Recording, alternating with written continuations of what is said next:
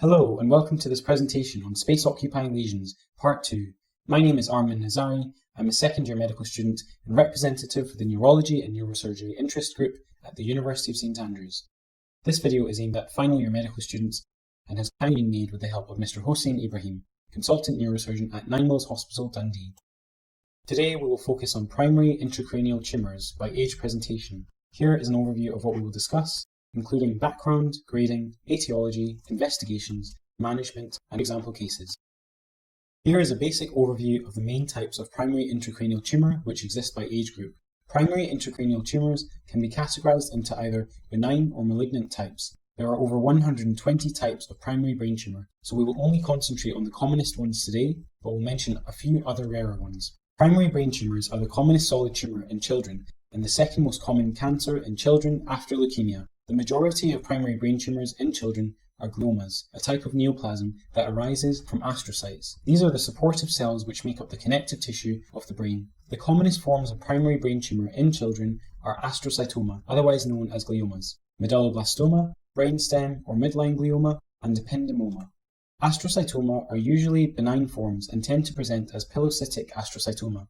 The second most common form of primary brain tumour is medulloblastoma, which are malignant and aggressive by nature in children. Malignant astrocytomas in children are rare and have a much better prognosis than the equivalent tumours in adults. These are glioblastoma multiforme. Glioblastoma multiforme are the commonest form of primary brain tumour in adults, and they are malignant and aggressive forms of tumour. The second most common form are meningioma. These are benign and low grade by nature. There are many other forms of tumour, however we will only focus on these in today's presentation. It is worth noting that ependymoma can be either benign or malignant. As they are indolent growing, they can behave as a malignant tumour in children if they are not completely surgically excised. Brain tumours are graded by the extent to which they infiltrate and invade tissues, as well as their histological features, which are out with the scope of this presentation. Grade 1 are slow-growing, non-malignant and associated with long-term survival. Grade 2 are relatively slow-growing but sometimes recur as higher-grade tumours, or in the case of gliomas, all eventually transform into grade 3 or 4. They are variable and can either be non-malignant or malignant. Grade 3. These tumours are malignant and often recur as higher-grade tumours. Grade 4 tumours reproduce rapidly and are very aggressive malignant tumours. It is worth noting that tumours are now graded according to molecular markers, with the pathology grading system used as an adjunct to assist with molecularly indeterminate cases. We will now focus on paediatric primary brain tumours, namely astrocytoma and medulloblastoma. Astrocytoma are derived from astrocytes. These are the supportive cells which make up the connective tissue of the brain, and are otherwise known as glioma. They are predominantly low-grade, benign forms and are the most common CNS tumour in children, notably pilocytic astrocytoma. They affect males and females equally and can be associated with neurofibromatosis 1. The clinical presentation is often characterised by headaches that are worse in the morning, nausea or vomiting, often made better by being sick. They are also associated with focal neurology, such as double vision and seizures, which may be present. Medulloblastoma are derived from neuroectodermal tissue and are the second most common tumour in children. They are an aggressive, high-grade malignant tumour that arises within the infratentorial compartment, often spreading through CSF, presenting with drop metastases on imaging. This is where the tumour is seeded into the spinal cord, typically resulting in paraplegia. They affect children aged 3 to 4 and 8 to 10 years old, and affect males greater than females. The clinical presentation can be non-specific, but generally as they affect cerebellum, responsible for execution of motor movements, they cause ataxia.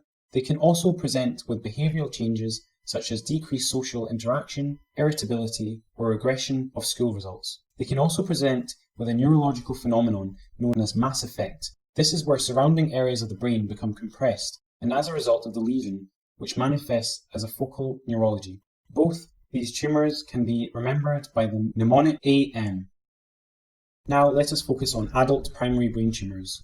We will look at glioblastoma and meningioma. Glioblastoma multiforme are a form of astrocytoma. They are high-grade malignant tumours and the commonest type of primary brain tumour in adults, typically affecting individuals over the age of 65.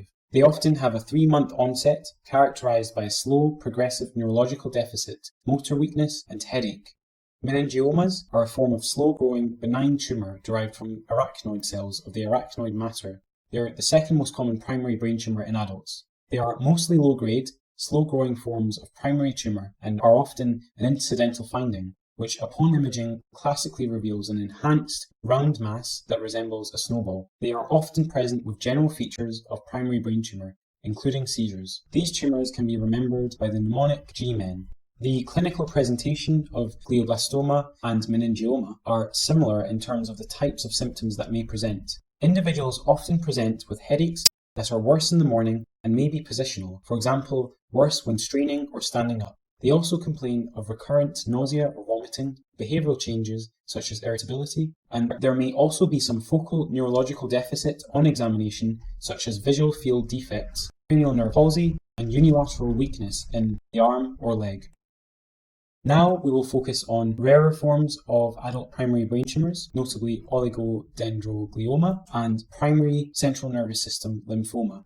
Oligodendrogliomas are a rare type of glioma arising from oligodendrocytes. They are variable in grade and can vary from low to high grade. They are the third most common brain tumour type and account for around 2 to 5% of all brain tumours in adults. Primary CNS lymphoma is another rare form of primary brain tumour arising predominantly from B cells, presenting as a diffuse large B-cell lymphoma and high-grade Burkitt-like B-cell lymphoma. It tends to be high-grade in nature and is associated with immunocompromised individuals. They affect males greater than females and present in individuals over the age of 50. Generally, both of these primary brain tumours tend to present with similar features to the previous tumours discussed. Now let us look at some of the histopathological features of primary tumours.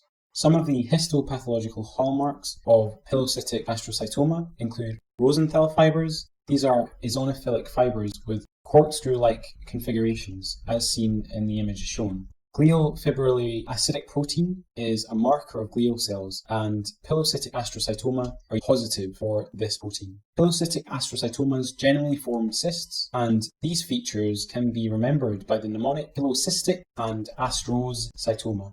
The histopathological hallmarks of medulloblastoma include small round blue cells, which are medulloblastoma cells, and Homer-right rosettes, as shown in the image here, are a collection of halo-like cluster of cells that surround a central pale area that contains neutrophil, as shown by the arrow. Some of the histopathological hallmarks of glioblastoma multiforme include pleomorphic anaplastic cells that form pseudopalisades. These are cells with a necrotic core surrounded by a hypercellular zone due to the central necrosis or hemorrhage, as shown by the arrow.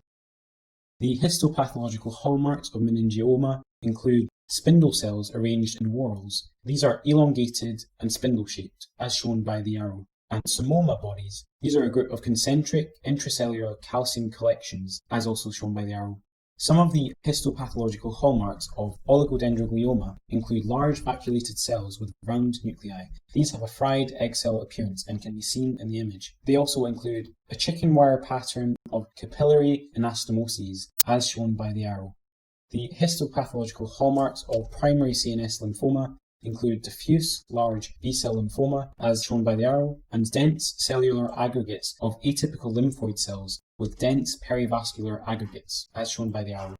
Now we will look at the anatomical differentiation of primary tumours. The tentorium cerebelli is an extension of dura mater that separates the cranial cavity into supratentorial and infratentorial compartments, as shown by the line indicated on the images on the right. The supratentorial structures include the cerebrum, lateral ventricle and third ventricle, choroid plexus, pineal gland, hypothalamus, and pituitary gland. The infratentorial structures are those located within the posterior fossa, which contains the cerebellum, fourth ventricle, and brainstem, which is made up of the midbrain, pons, and medulla. Brain tumours can be categorized according to their respective anatomical location. Supratentorial brain tumours, these are above the tentorium, are generally adult forms. Infratentorial brain tumours, these are below the tentorium, are generally child forms. However, there are a few exceptions to this, including craniopharyngioma, pituitary and pineal region tumours, which lie in the supratentorial region. Now let us look at the clinical presentation of primary brain tumours in infants, children, and teenage age groups. All three age groups share similar features of persistent recurrent vomiting and balance, coordination, and walking issues, otherwise known as ataxia. In infants below the age of 5, abnormal head positioning may be present, which can include a wry or stiff neck, behavioural changes, particularly lethargy, and increasing head circumference. In children between the age of 5 to 11 years old, and teenagers between 12 to 18 years old, the clinical features may be shared. These may include persistent recurrent headaches, which may be worse in the morning. Other features may include recurrent vomiting, ataxia, visual disturbances, and behavioural changes such as irritability, as well as seizures. You should generally have a low threshold for referral to a specialist when any of these symptoms arise, particularly in children. Always perform fundoscopy to look for papilledema. This is swelling of the optic disc. If the headache wakes them up, rather than if they wake up, then notice the headache. Now we will look at clinical presentation of primary brain tumours in adults. General features of primary brain tumour in adults may include a headache, which is worse upon waking, aggravated by straining, coughing, shouting, or bending over. Their intensity and pain may reduce when they are stood upright. This is usually indicative of raised intracranial pressure and not managed by painkillers.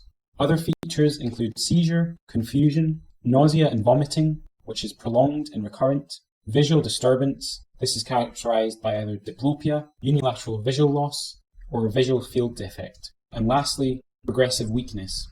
In some cases, presentation may be asymptomatic or late onset and are therefore generally more difficult to detect.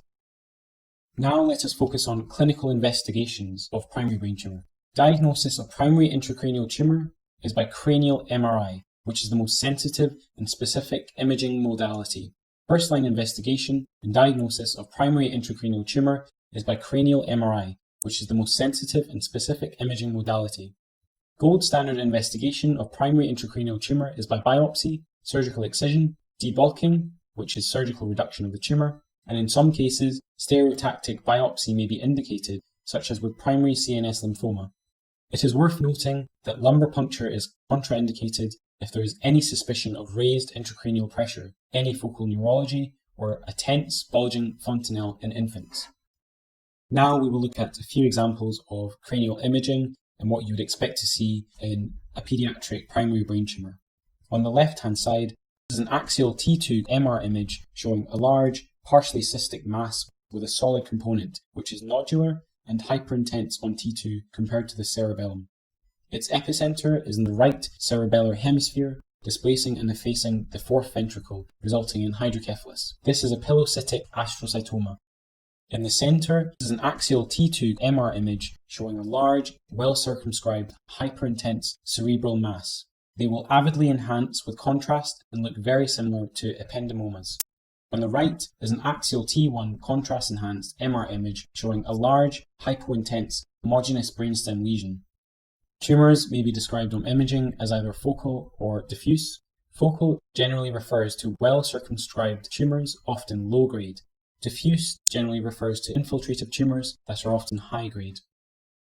Now let us look at some cranial imaging of adult primary tumours. On the left-hand side is an axial T1 contrast-enhanced MR image showing a peripherally ring-enhancing mass in the right posterior frontal lobe.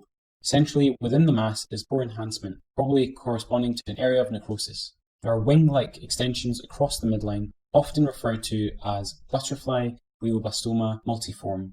These are characteristic features of glioblastoma multiforme, with crossover to the opposite hemisphere being a particularly poor prognostic factor.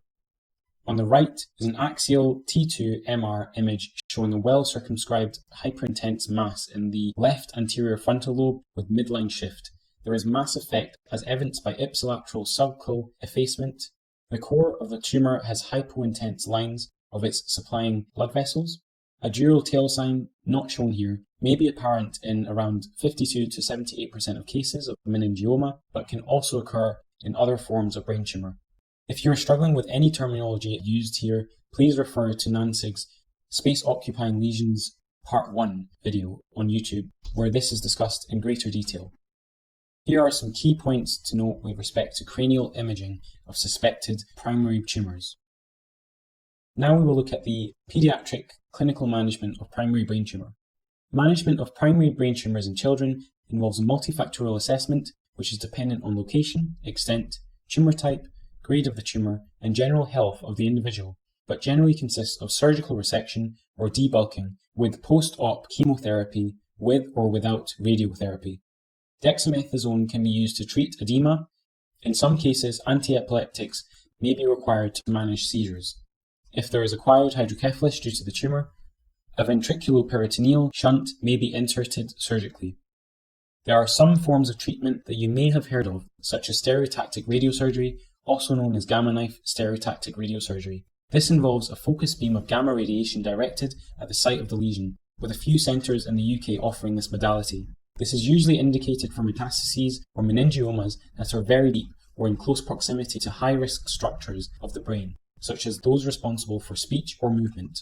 Other modalities include proton beam therapy, which involves a beam of high-energy protons directed to a lesion near the brainstem. Research is ongoing into its efficacy, and it is very expensive, so is not widely used. Now we will look at the adult clinical management of primary brain tumour. Management of glioblastoma multiforme involves a multifactorial assessment which is dependent on location, extent, tumour type, grade of the tumour, and general health of the individual, but generally consists of surgical resection or debulking with post-op chemotherapy with or without radiotherapy. Dexamethasone is used to treat edema, and a proton pump inhibitor may be prescribed to prevent its side effect of gastric ulceration. Management of glioblastoma multiforme is dependent on the grade of the tumour. Prognosis is dependent on the degree of tumour excision. Gold standard treatment of glioblastoma multiforme is 95% surgical debulking, radiotherapy, and temozolomide oral chemotherapy. In cases of grade 4 glioblastoma multiforme with no possibility of surgery, the Karnofsky performance status and MGMT methylation status will help an oncologist to decide if palliative radiotherapy and or temozolomide is worthwhile. All treatment has a real or potential side effect, and for these patients, quality of their precious few months of remaining life is paramount. The Karnofsky performance scale allows clinicians to determine levels of functional impairment in an individual with glioblastoma multiforme. The MGMT methylation status is a prognostic marker, methylated being better. In cases of meningioma, the clinical management either involves active monitoring, which is regular clinical and radiological review, radiotherapy, or surgical resection. Aggressive recurrences are treated with radiotherapy and or redo surgery. The degree of surgical excision is based on the Simpson score. This is a general overview of the first-line treatment for primary brain tumours.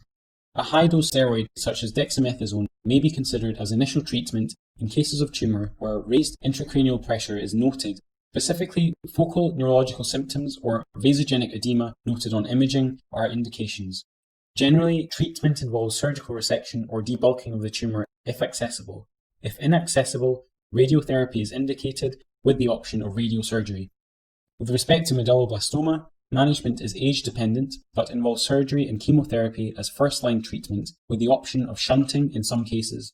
With respect to primary CNS lymphoma, first-line management involves dexamethasone following confirmed diagnosis by biopsy, as pre-biopsy is associated with poorer outcomes. The risk of giving dexamethasone before biopsy is that the tumour shrinks completely and then one doesn't have a tissue diagnosis to guide treatment. Gold standard treatment is methotrexate-based chemotherapy with adjunctive whole-brain radiation therapy. It is worth noting, in the case of asymptomatic low-grade tumours, only observation used to be standard. We now know that they all eventually transform to a higher grade and actually go very slowly, so early surgical excision, if accessible, is now gold standard. Survival is doubled if incompletely excised tumours are given chemotherapy and radiotherapy. In the case of glioblastoma multiforme, temozolomide within its licensed indications is recommended as an option for the treatment of newly diagnosed glioblastoma multiforme in patients with WHO performance status of 0 or 1. Hermosteen implants within their licensed indications are recommended as an option for the treatment of newly diagnosed high-grade glioma only for patients in whom 90% or more of the tumour has been resected. Now we will look at some of the emerging treatments for primary brain tumours. Emerging treatments have a multidisciplinary approach. There are a number of currently emerging treatments for primary brain tumours which look promising. These include early detection through biomarkers which utilise the use of nanoparticles to detect tumours earlier. As I alluded to before, in many cases, symptoms of brain tumours can be non-specific and are picked up at late onset. Tumour Treating Fields is the only treatment after STUP, the protocol for treating glioblastoma multiforme, to show a survival benefit in phase 3 trials. but actually has minimal benefit for a treatment that involves permanent head shaving and is expensive. Some other emerging areas of treatment include immunotherapy and non-invasive MRI-guided focused ultrasound surgery for the management of glioblastoma multiforme. The former include dendritic cell vaccines of tumour lysate specific tumour peptides, and the latter is a non-invasive approach of treating glioblastoma multiforme, which utilises ultrasound with microbubbles, a modality which facilitates opening of the blood-brain barrier to allow for targeted delivery of therapeutic nanoparticles to infiltrate through the blood-brain barrier to the site of lesion. MRI-guided focused ultrasound surgery currently is purely experimental. There are some other approaches here which I have listed. You can read more about them on the Brain Tumour Charity website in the resources section. Please note, NICE do not endorse the use of cannabis oil, immunotherapy, ketogenic diets, metformin, statins, or valganciclovir for the treatment of primary brain tumour. Now let us look at some case examples. This is case example 1. A 12-year-old boy complains of recurrent headaches which are worse in the morning over the last 3 months. His parents report aggressive behaviour at home. He has had 2 seizures in the last few months. On examination, you note an ataxic gait. MRI is arranged with this image. Please take a few moments to pause and think about your answer. So the answer is low-grade glioma, or epilocytic astrocytoma. This is an axial T2 MR image which shows a mass in the cerebellar hemisphere. The presenting features of recurrent headaches, behaviour change and seizures along with imaging guide us to this answer. He gained surgical cure from surgery with no need for chemotherapy or radiotherapy, as this is grade 1. Annual surveillance with MRI for 10 years will be needed after to make sure there is no recurrence.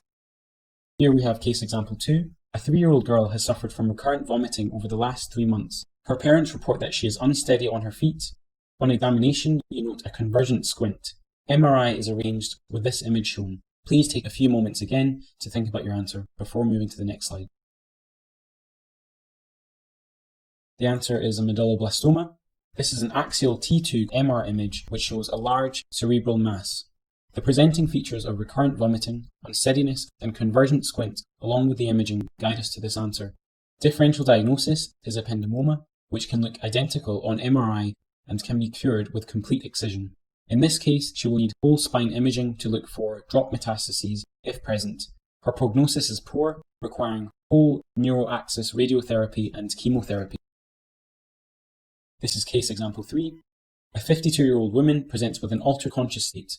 She reports previous headaches and irritability over the preceding months. On examination, you note right-sided weakness of her arm. MRI is arranged with this image shown. Please take a few moments to think about your answer before moving to the next slide. Here we see an axial T2 MR image showing a well-circumscribed hyperintense mass in the left anterior frontal lobe with midline shift. There is mass effect as evidenced by ipsilateral sulcal effacement. You can see that the core of the tumour is supplied by dural vessels, and the uniform nature of the tumour, plus dural tail on T1 contrast images, is suggestive of meningioma. The presenting features of reduced Glasgow Coma Scale, headache, irritability, along with imaging guide us to the answer. The Glasgow Coma score is made up of motor, eyes and speech out of a maximum of 15 and is an international standard to measure altered conscious state. Thank you for listening to this presentation. We at NANSIG hope you have found this helpful. Please subscribe to our channel for more educational content.